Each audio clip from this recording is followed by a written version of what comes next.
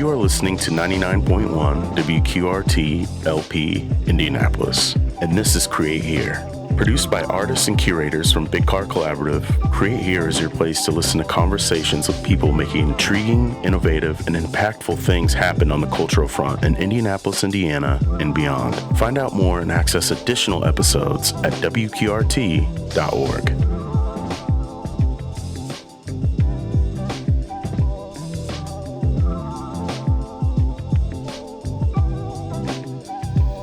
Hello, and thank you for listening into our interview on Create Here with 2025 Aurora Workspace resident Jamila Martin.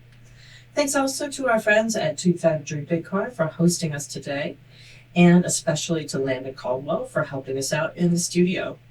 I'm Mary Goodwin from Aurora PhotoCenter, an Indianapolis arts nonprofit located in Suite C9 at the historic Factory Arts Building in Windsor Park. Aurora PhotoCenter supports visual artists working in photography through exhibitions, workshops, residencies, artist talks, and a rental darkroom and digital lab.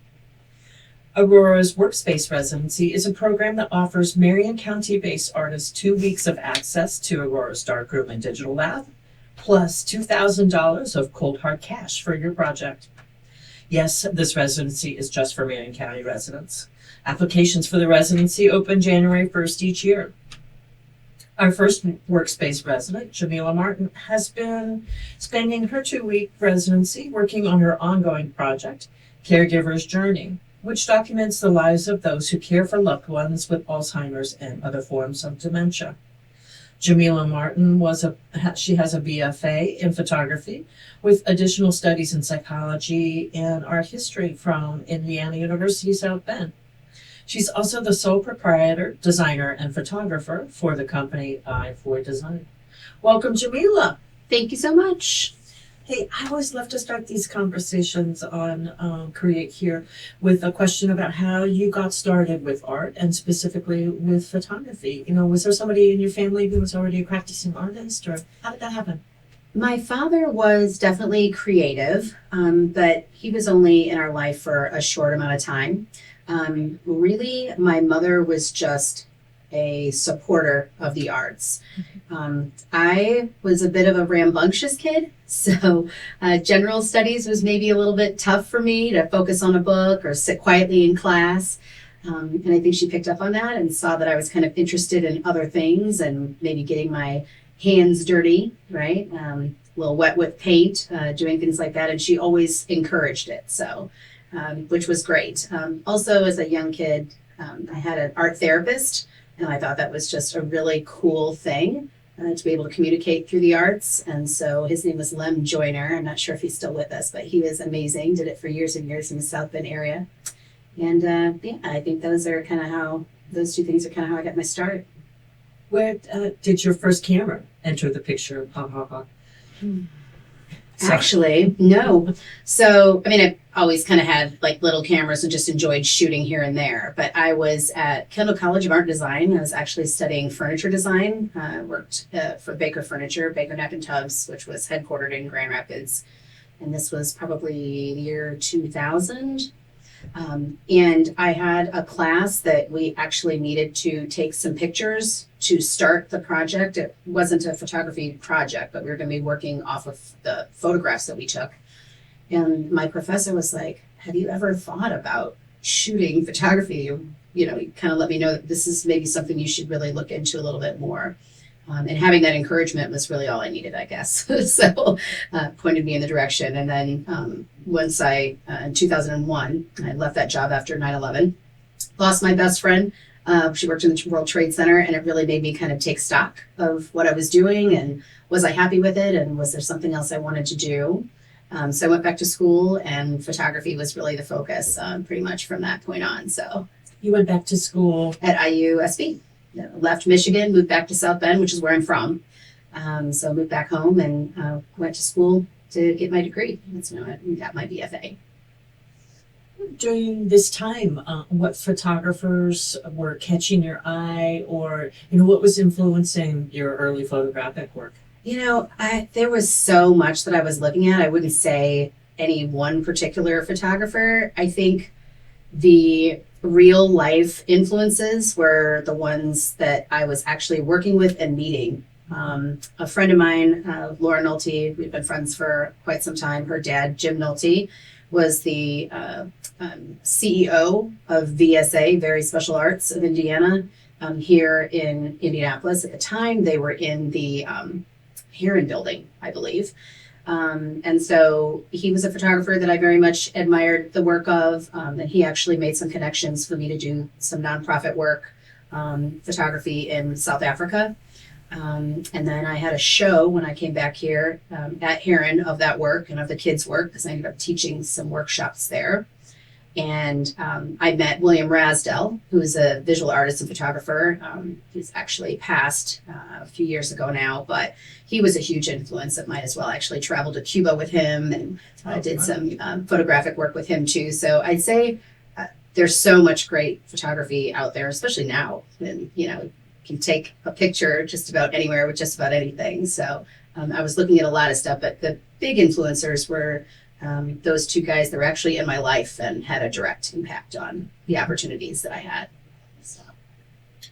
Would you describe your work at this time as being sort of documentary?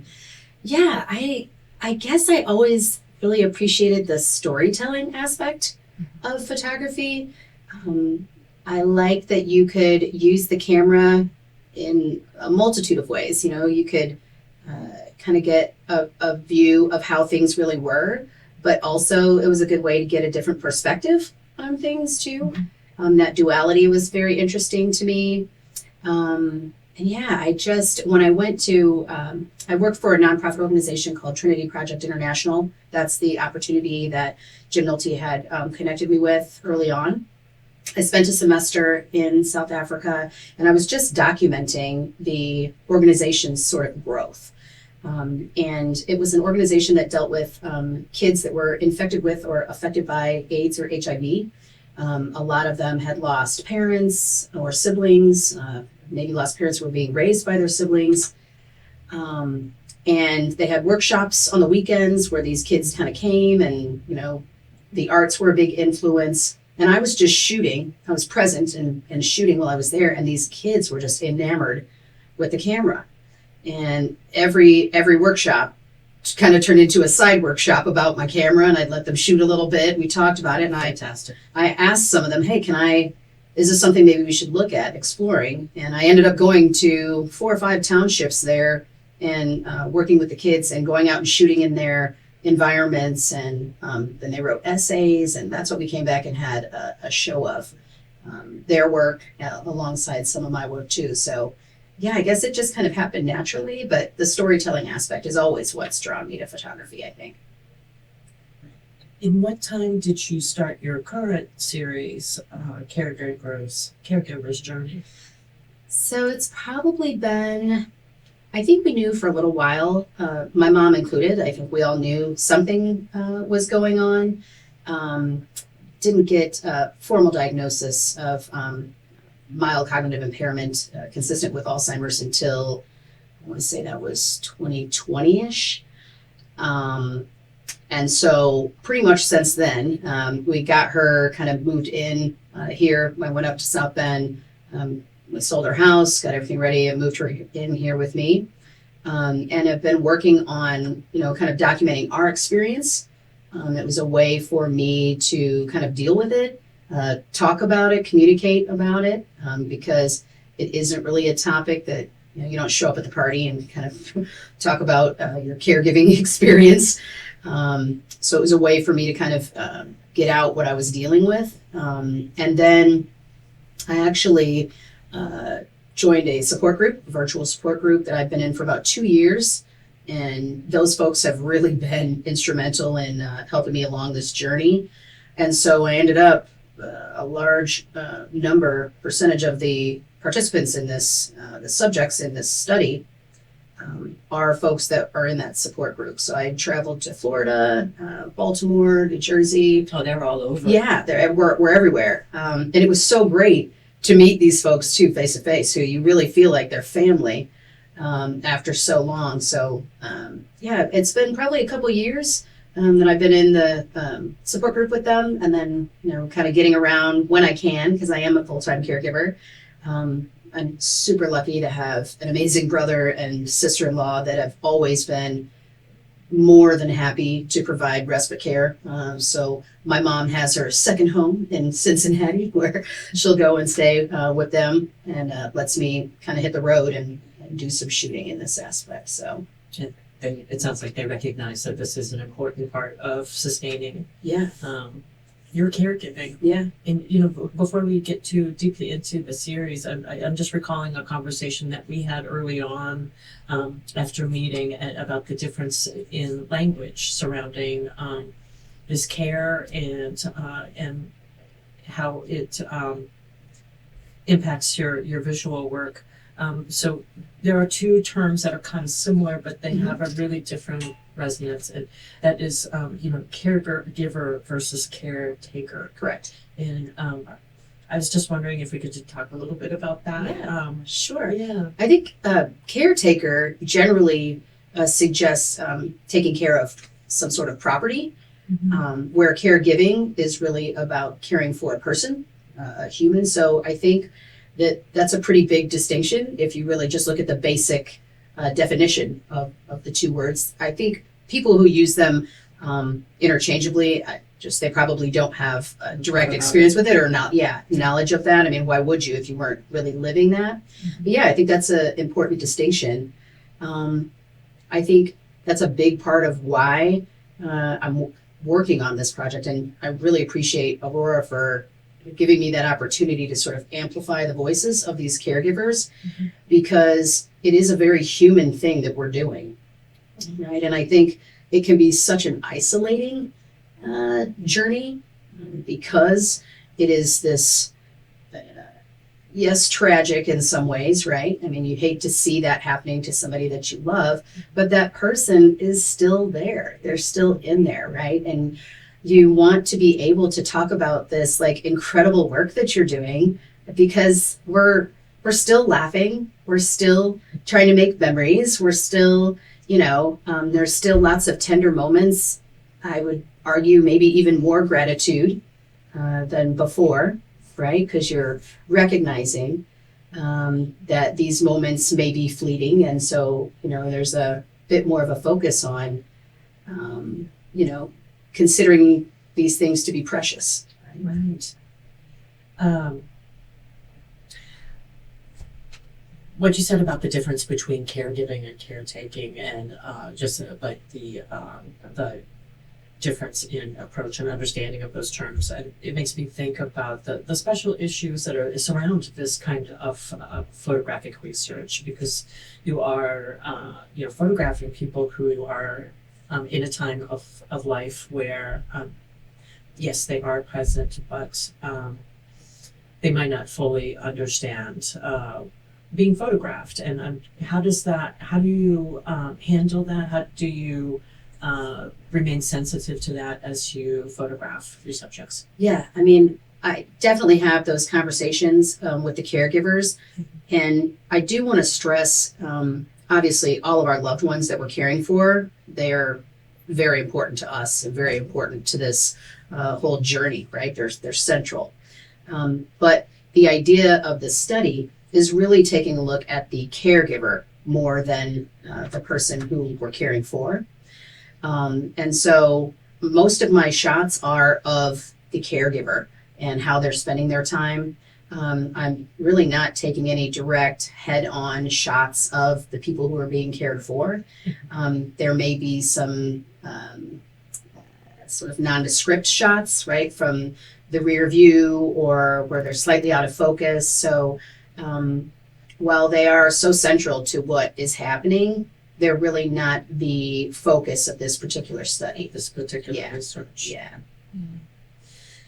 I know that when you started the series, you tried to bring the caregivers together in a network, because when you were immersed in this caregiving, you very quickly realized that there are not a lot of resources out there that support caregivers And are you hoping that this series of images will make people more aware and potentially grow those support systems? Yes, absolutely. I mean, I'd love to sort of break down that stigma that kind of makes people feel limited about discussing going through what we're going through. I think that there's a lot of opportunity, and there are resources, but I think there's a lot of opportunity for them to become more known the more people feel comfortable speaking about this stuff. HFC, Hilarity for Charity, is a nonprofit organization. I think they started in 2012. It's Seth Rogen and his wife, I believe Lauren Miller Rogen. They actually went through it. Her mother was diagnosed with early onset dementia at age 55. And they had to take care of her, and they really kind of were blown away by the impact of the disease, not only on her, but on them as well. And really kind of made it their mission to, hey, we this is something that's really going to affect a lot of people. And so it's really something that we should be talking about. There's a lot of these, I know we've kind of had some of these conversations off air, but there's a lot of these support systems and structures in place at beginning of life. So you've got baby showers and play dates and, discounted food and services for care. But there's very little for the end of life, when really, I mean, it's my opinion that there should be just as much celebration, right? I mean, at this point, it's a look back at, wow, what all has been accomplished in this person's life, right? And let's help them transition in a way that is respectful and loving. And there are those resources out there. I just think because people aren't talking about them, they're not really, finding them. Even here locally, so HFC offers everything from respite grant programs, care navigation services, mental health support. That's actually the online support group that I've been a part of for 2 years. You get more information on them at wearehfc.org, but that's great. And then even locally, Joy's House has been hugely instrumental for us in terms of, care for my mother directly. I think they're celebrating their 25th year this year. They're also a nonprofit. They've got 2 locations, one on the south side, maybe U of Indy, but it's on the south side, and then the other in Broad Ripple. But they offer day services for anybody who's had a, kind of life-altering diagnosis of some sort of cognitive impairment, and they've just been amazing as well. But it really took a lot of digging to find that stuff, I also think Community Health Network has it's HATS, Healthy Aging Transition Services, I believe, and they do a face-to-face support group. So whether you're wanting to do something virtually, go in face-to-face, whether you need care for your loved one, these services are available, but people just need to feel more comfortable, I think, discussing it, right? This isn't just a sad thing that we're talking about. This is a life transition that's really a celebration of, respect and joy, and, we're still making memories and living life. These people are living lives. So it's great when you can find support services out there that kind of recognize that. So. Thank you so much for mentioning those. Yeah. Let's talk a little bit about this residency. And you are the first of our workspace residents. The workspace residency is similar to other residencies in our program, but this one is specifically reserved for Marion County artists to support their visual research. And we're just so thrilled to have you and your project to host them as our first workspace residency. Because of your role as the primary caregiver for your mother, it's also the first time that we have split one of our residencies into a couple of different sessions, and that is to accommodate scheduling, because to have this time, you have a team, you have your brother in Cincinnati and his family who is assisting to make this time possible for you. So could you talk a little bit about the importance of creating that time as a caregiver? I mean, first of all, this has been such a great experience. I mean, I've never had any type of residency like this before, and it's been so amazing. I mean, I've missed developing 35 millimeter shooting and developing 35 millimeter film. And when I got a camera, I was at Roberts, and I said to the guy, "Gosh, I wish there was a place around here." And he said, "Oh, there is. You're There the first." is. Yeah, and it was so great because as soon as I went to check on a membership, that's when I found out about the residency with not a lot of time to apply for it, but got right in there. And you know, we're so lucky that that we've had this opportunity because it is not just my work; it really is the stories of, you know, all of these caregivers, my brother, my sister-in-law. I mean, they're making sacrifices too, you know. I mean, she lives with me full time, but they really, I mean, my mother's there probably once a month on average, for a week or so. And unless they're out of town, unable to help, I mean, it's always a yes from them. And I know I'm very lucky to have that. You know, a lot of people that are on this journey truly are alone on it, right? And they're the only ones caring for their loved one, which makes it difficult. But yeah, it's been amazing, and we really appreciate that you were able to break it up like that for us, week and week, so that we could actually focus more on it. I could maybe make it work if I had my mom here, but my mind wouldn't be there. It was so, I know you know this, my first week was just so amazing. I felt like I was back in college, you know. I remember coming back from my semester in South Africa working for doing the documentary of the Trinity Project International. And I literally lived in that photo lab developing probably 30 rolls of film. I don't think I went home, besides maybe to shower and eat once, you know. I mean, Time flies. Yes, and it was such a freeing and exciting thing, you know, to be able to see the work. And even sometimes disappointing, you know. I've had to do quite a few shoots on one of the things that I'm working on now. So it's great to have that resource, and also like the knowledge resource. You know a lot about the equipment that's in your workspace. You've got a great team that you're building there. Everybody's been super helpful. Yeah, Carlos Perez, our Yes. lab manager. Yes, I mean, he's been amazing. His eye is so quick, and he's very, as far as a digital lab, just on top of it. So he's been great. You guys have been great all across the board. So. Oh, well, it's been a pleasure having you in the space. And, well, you're an early bird, you know, like you are really maximizing the opportunity of this time. And like sometimes I get there at my regular time and you've already been there for a couple of hours getting things done. So that's been wonderful to see. And you've also engaged both the darkroom and our digital lab. Mm-hmm. And I think that's unique to your practice. Like you shoot almost everything that you photograph. You like to use the film camera and the digital camera at the same while you're making the same image. And Yeah. I was just wondering if you could talk a little bit about that as part of your practice. Honestly, I think it's become part of my practice. I'm shooting some real highly technical in terms of lighting, alternative light source, very minimal light. And so with a 35 millimeter, it's exciting, right? Because you don't totally know what you're going to get.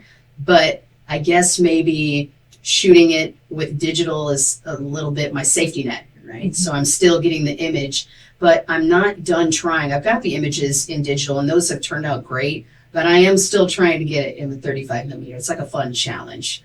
It's nice to have that option, Yeah. you know, to go back and be able to edit both of those and see which one that is the best interpretation or the best represents your vision for the image. Right. I think that's interesting. Absolutely. The self portrait is tough with 35 millimeter. Yeah. I mean, because there's a lot that goes into that in terms of focusing where you're going to put yourself and all of that.